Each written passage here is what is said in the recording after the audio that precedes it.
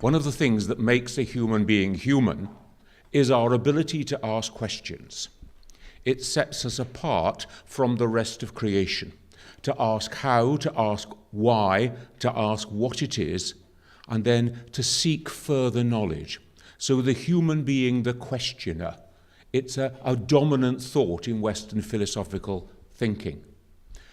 Why do I mention that? Because every single one of us and all our children are going to be the product of that kind of educational philosophy. It teaches us to think and to ask questions. It teaches us, put it in your own words and express it to me. Make sense when you're talking to me. This is the nature of what I want to explore this afternoon. As human nature continues, so we get an expansion in human understanding. So as human knowledge expands, we have to find fresh ways of speaking about things in a new context, in a new philosophical world. We are all aware, I'm sure, that in the ancient days, people thought that the man was the seed bearer and the woman was the seed bed. And all the man had to do was to plant his seed in a fertile seed bed, and then you would have a child. That's why it was always the woman's fault if there were no children. Now our knowledge has expanded beyond that. We would regard that today as being not only a primitive, but a very poor way of talking about human reproduction. What we're going to try to do is to develop a code of speech. Now, theology is not about describing cornflakes packets on the table in front of us. Theology is finding a code of speech to speak about that ultimately we cannot understand, that we cannot grasp. Because God, by definition, is ineffable, unknowable, beyond all our human categories. So what I want to try to do this afternoon in the thought of Fazlur Rahman is to deal with a question which is, how can you say that the Quran, words flowing from the mouth of the human being Muhammad, are eternal divine words? How can you make sense of that? And you will know that many of our teachers would have talked in a way that Fazlur Rahman describes as reducing Gabriel to being a kind of celestial postman. In other words, in a very mechanistic way. Now, Fazlur Rahman would have regarded that as being, like regarding the woman as the seedbed. We've moved on from there.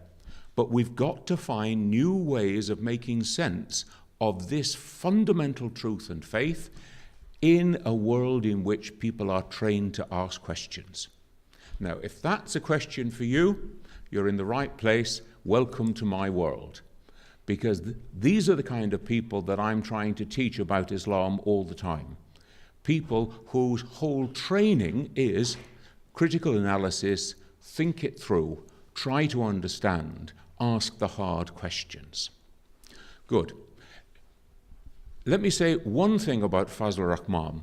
If you want to know more about him, then if you go to my website, quick advertisement, you will find there a new button on the home page, which was only activated yesterday, and I've written a series of articles to go with this afternoon's exposition on Fazlur Rahman. One of the things you will find there is a short biographical introduction to his life. The key thing that we need to take from that this afternoon is that Fazlur Rahman spent years of his early academic life studying Arabic philosophy. And his doctorate was in the philosophy, the psychology of prophecy according to the work of Ibn Sina. If you're going to study philosophy, you have to be prepared to face hard questions. That's the nature of studying philosophy. And it caused Fazlur Rahman to come to a real crisis of faith. I cannot just accept what the philosophers say. I need to go beyond that. I need to go back and rethink my theology. But I cannot ignore 10, 15 years of the systematic study of philosophy. He did that by working through this book, Prophecy in Islam. So that's one resource. On the website, you will find 4 things particularly pertinent to this talk this afternoon. One is a short extract from his book, Islam, which was the bit that got him into a lot of trouble in the 1960s. Secondly, there is an essay on this book in which I have struggled hard to try to make it intelligible. Thirdly, you will find a copy of an article that he wrote. Within a few weeks of being forced into exile out of Pakistan, he wrote an article that was published in the 2 English-language newspapers of Pakistan in order to explain his thought on the revelation of the Quran. I call this the speech from the dock. I know that I am about to be sent into exile, and I want to make my position very clear. That is the clearest exposition. It's called Divine Revelations and the Holy Prophet. You can get it on the website. I've copied it out for you there. And then finally, there's another article called Theology of Revelation, and that really is the considered working out of what I'm going to try to cover in the next 15 minutes. Remember, we're talking a code of speech. Fazlur Rahman is essentially working in the Neoplatonic philosophical system, in which he's talking about the divine emanations, the divine reaching down into the created sphere. And then he asks, what is particular about the human being? It is the possession of this intellect, which is seeking knowledge, a questing intellect. And then you get a 2-way movement. You've got the human being, as it were, questing upwards, seeking more and more knowledge of God. And you've got God emanating that knowledge, reaching down toward the human being. Now, for most of us, you know that famous picture on the Sistine Chapel of God creating Adam, and there's a finger this way and a finger that way, and there's a spark that flies between them. For most of us, that's where we are. But what Fazlur Rahman wanted to do was to explore that spark in the life of a prophet. What makes a prophet different? Now, just to clarify a couple of bits of speech here, he talks about the human intellect ascending in questing in knowledge of God as the active intellect. And when we talk about the prophet's active intellect, he then uses the term the prophetic intellect. Now, just to make life complicated, the downward emanation comes to its lowest emanation, which he calls the active intelligence. Second model. If you think about a lump of wax on the end of a document, and you think about putting the formal stamp on it, you have got an external implement stamping and not having any part of that lump of wax. That was the way Aristotle saw things. The way the Neoplatonists see it is very importantly different. So imaginations to the fore. I have here a lump of wax. This lump of wax is so permeated by the form horse that it takes on the form of a horse. It's now a wax horse. Question, is it a horse? Well, no, it's not running round the field. It's not a horse, but you can't make sense of it without reference to the form horse. Okay, it's still a lump of wax, but in order to make sense of this lump of wax, you have to engage with the form horse. It's not a horse, but you can't make sense of it without reference to the horse. Now, once you have that model in your mind, then Fazlur Rahman, following the Neoplatonists, says that this lowest emanation from the divine, the active intelligence, reaches down and so permeates the active intellect of the prophet that he is not the active intelligence, but you cannot make sense of what he now is as the prophet without reference to the active intelligence. So he has, as it were, in his innermost being, his highest human faculty, his active intellect, now we'll call it the prophetic intellect, he actually has taken on the form of the divine revelation in the active intelligence. Not something external to him, but something that has entered into and permeated his whole being. That's a crucial model.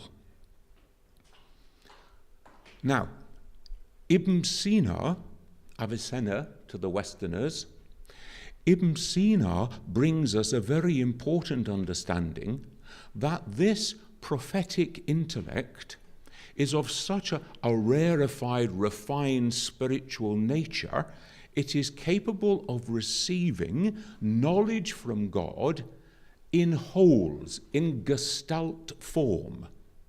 In other words, not just one thing after the other, but the whole thing in one wallop. You remember when you were being taught how to deal with examination questions. The first thing was read through the examination paper and see which questions you can answer. And if you were like me, hopefully, you found a few that you said, I can answer that. I can't tell you how I'm going to answer it yet, but I know I can answer it. I have the assurance of being able to answer it. I know within myself that I have the whole of that knowledge which enables me to answer that question. But I haven't yet processed out the answer. Sometimes this happens for those of us who are teachers. You get asked a really complex question. You know you can answer it, but I haven't got a clue how to do it yet. Just give me 2 more breaths.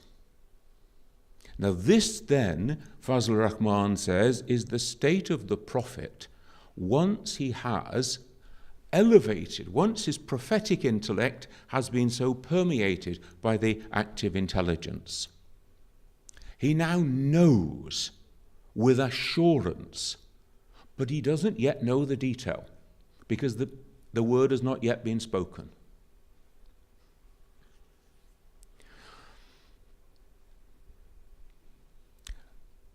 This, Fazlur Rahman says, is the uniqueness of being a prophet. You've got lots of inspired people in the world. You've got mystics, you've got philosophers, you've got poets. They also are inspired. The thing that makes a prophet unique is that prophets receive a literal, verbal revelation. Otherwise, Quran as word of God doesn't make sense. Now we have to ask the question, how does that happen? How can you give us that assurance that what comes from the lips is the word of God? Fazlur Rahman reminds us that this is taking place internally within the prophet. It is happening within his own intellect. So that is, as it were, the workshop in which this word is going to be generated. Now you can see, I want to read you one sentence, which is the sentence that got him into trouble. In the book Islam, he says, the Quran is entirely the word of God, and, in an ordinary sense, also entirely the word of Muhammad. Now you can see the problem. If you hadn't had that preliminary, you could very easily misunderstand. Of course, there were people, especially in Pakistan in the 1960s, who wanted that misunderstanding to be rife. Fazlur Rahman comments on this. I had given a rational account of the Quran's revelatory status. The public were given the impression by the campaigners against me that I had said that the Quran is the joint work of Allah and Muhammad, and then he says, a position which no Muslim can hold. So don't get hooked off on something that he didn't say. So the question then is, what did he say and how could it make sense? In order to explore this, he goes back first of all into the thought of Shah Waliullah. And Shah Waliullah talks about the Quran being revealed in the mold of words, idioms, and styles which are already in the mind of the Prophet. In other words, the word bank, which is going to be contained in the Quran, is already in the mind of the Prophet the day before the revelation began. A step, but not good enough. Shah Waliullah goes on to say, it's in nebulous and undifferentiated matter. Subsequently, when the need arose, well-strung speech was brought out from the rational faculties of the Prophet through the agency of the angel. Now you can see this doesn't quite go far enough, because you are assuming that it is only nebulous ideas and images that have come to the Prophet, but the angel brings them out in well-strung speech. Well, Fazlur Rahman says that's not quite a literal verbal revelation. We know to go a bit further. He then goes to Muhammad Iqbal for help. Now, Iqbal also, you remember, is trained as a philosopher and has his doctorate from Munich in the work of Nietzsche. Now, Iqbal says that every feeling that we have, this nebulous thing of Shah Waliullah, is unstable until it's stabilized into becoming an idea. And every idea necessarily seeks expression in words. So Fazlur Rahman draws from Muhammad Iqbal there, and he says there is an organic relationship between feeling, idea, and word. You cannot have an infusion of knowledge from the divine into the human intellect without it necessarily driving through in idea and word. Right. We're moving now toward a conclusion. What he then says is, we speak about the Kalam Allah being written on the preserved tablet in heaven. Now, from that preserved tablet, the word is sent down to innumerable prophets throughout all the human centuries in all the human languages. No people is left without a prophet. Now, if that's the case, do we really think the preserved tablet is like a massive filing cabinet in which you've got different files in different languages? So what he says is, Arabic is an earthly language. The Kalam Allah on the preserved tablet is not written in Arabic. It is that same revelation which was given in Hebrew to Moses, in Aramaic to Jesus, and finally to Muhammad in Arabic. Therefore, that word is clothed, that Kalam Allah is clothed in Arabic under divine initiative. And then finally, the last step of the argument is, what is the Quran? The Quran is guidance for humankind on how to live a fully human life. You can say that the Quran then is a book of moral guidance. It's a book of ethics. Or you could say, because this is coming from God to humankind, that the Quran represents the moral law in Arabic.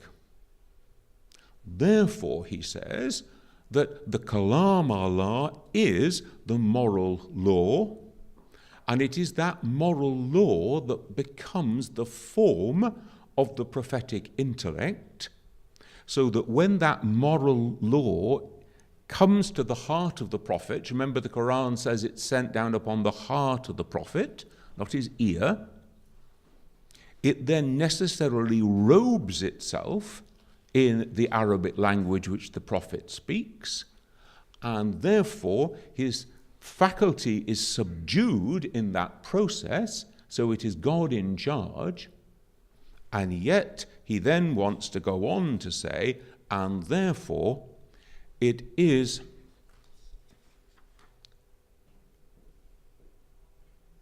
at the moments of the articulation of revelation, the consciousness of the prophet becomes identical with the moral law itself.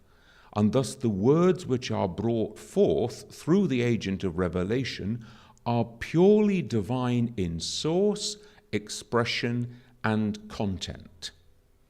And yet, because the whole process is taking place within the prophet, so in an ordinary sense, they are also the word of Muhammad. Thank you.